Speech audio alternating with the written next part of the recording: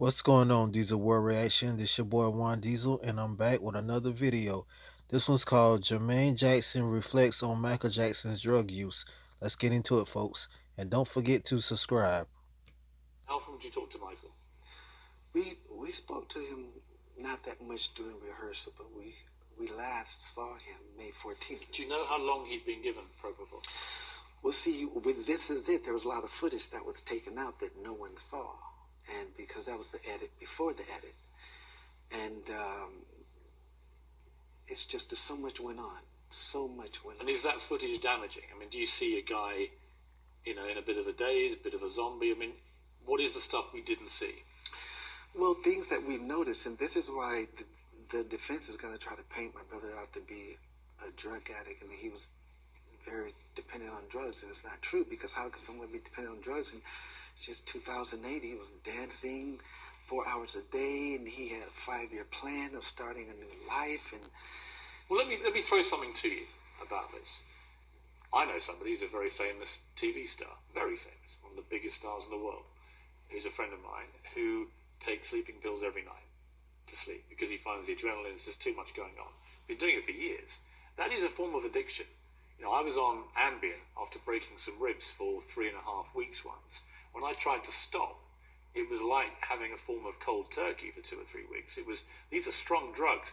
Propofol is significantly stronger than anything that this friend of mine takes or that I was taking that time. So if Michael was getting this stuff over a regular period of time, he could still be performing perfectly well.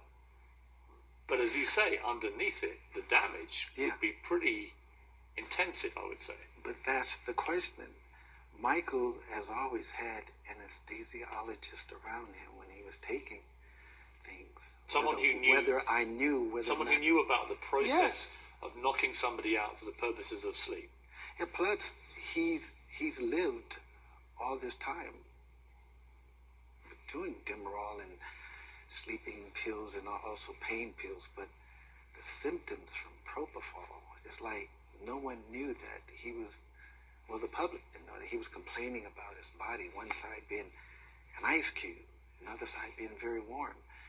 Do you know how long he'd been taking it? Is there any evidence that you've seen? I really don't know, but what is the family's belief? What is the theory that you think about that?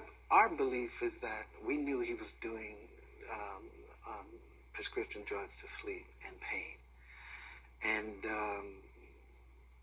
we didn't know about propofol.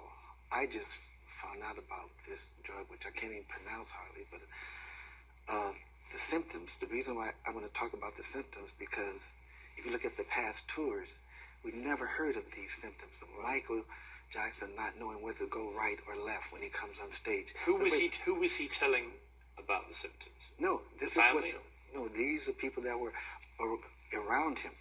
Him not being able to lift himself out of what, 5-pound prop or something. Him repeating himself, and him losing just unbelievable weight, and these are signs of toxic in your body.